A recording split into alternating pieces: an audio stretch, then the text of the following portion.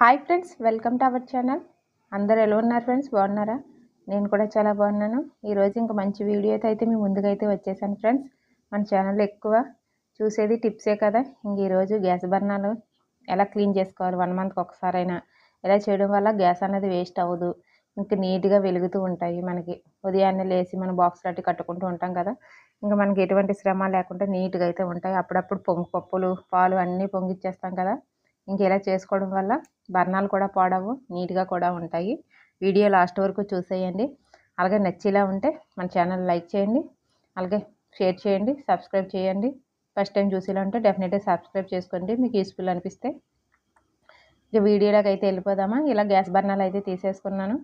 Gas బర్నర్లు తీసుకున్న తర్వాత అందులో ఒక స్పూన్ ఈనోని అయితే వేసుకోవాలి.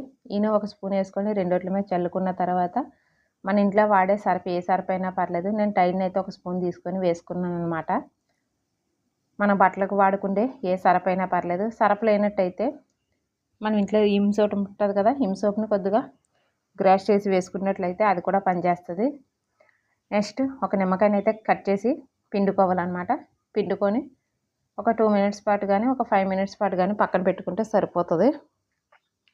టైం లేదనుకుంటే వెంటనే చేసినా ఏం పర్లేదు. ఇలా ఒక 5 మినిట్స్ నానిన తర్వాత బాగా వేడి నీళ్ళు అయితే తీసుకొని మళ్ళీ వీటి మీద వేసి ఇంకో 5 మినిట్స్ అయితే నానబెట్టుకోవాలా. మీ దగ్గర టైం ఉన్నప్పుడైతే ఒక అరగంట సేపు నానబెట్టుకుంటే సూపర్గా పనిచేస్తుంది.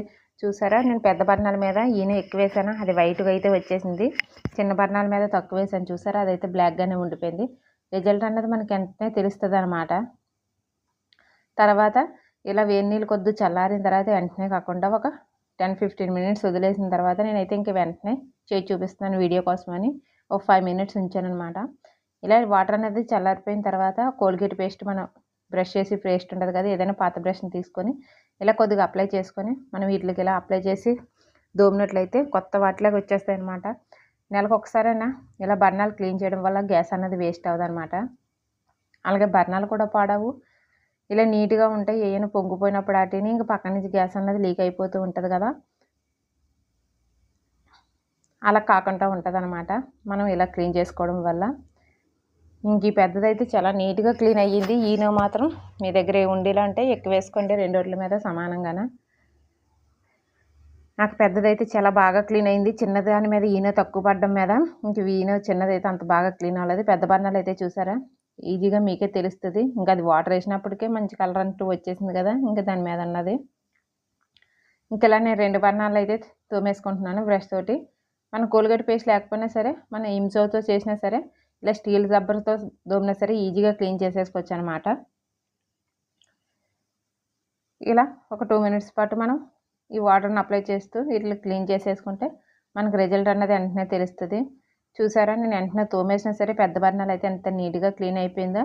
ఇంక చిన్నదైతే అందు మీద ఈనో తక్కువ వేసాను కానీ అది కూడా నీట్గానే క్లీన్ అయిపోయింది. వీడియోలో కానీ బాగా కనిపించట్లేదు ఫ్రెండ్స్. 2 బర్నర్లు అయితే ఈజీగా క్లీన్ అయిపోయి క్లాత్తో తుడి చూపించాలంటే నీట్గా కనిపించను. నేను మామూలుగానే చూపించేస్తున్నాను. డెఫినెట్లీ ట్రై చేయండి. 1 మంత్కి ఒకసారి ఇలా చేయడం వల్ల మనకి గ్యాస్ అనేది వేస్ట్ అవ్వకుండా బర్నర్లు కూడా నీట్గా క్లీన్ అయిపోతాయి. మనం వాడుకున్నప్పుడు కూడా బాగుంటాయి అన్నమాట. మీకు డెఫినెట్గా ఈ వీడియో నచ్చుతుంది అనుకుంటున్నాను. ఎవరైనా మీరు ట్రై చేసేలా ఉంటే కామెంట్స్లో కామెంట్ చేయండి. అలాగే మన ఛానల్ ఎవరైనా ఫస్ట్ టైం చూస్తున్నట్టయితే మీకు నచ్చిలా ఉంటే సబ్స్క్రైబ్ చేసుకోండి. ఇంకా మంచి మంచి వీడియోలు అయితే పోస్ట్ చేస్తాను. Thank you for watching. Bye bye.